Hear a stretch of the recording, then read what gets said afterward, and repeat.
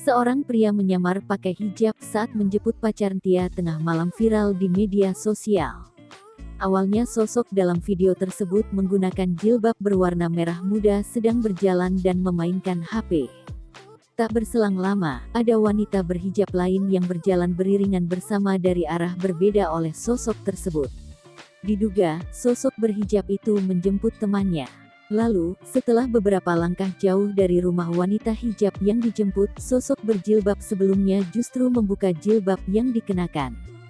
Sosok itu ternyata seorang lelaki muda.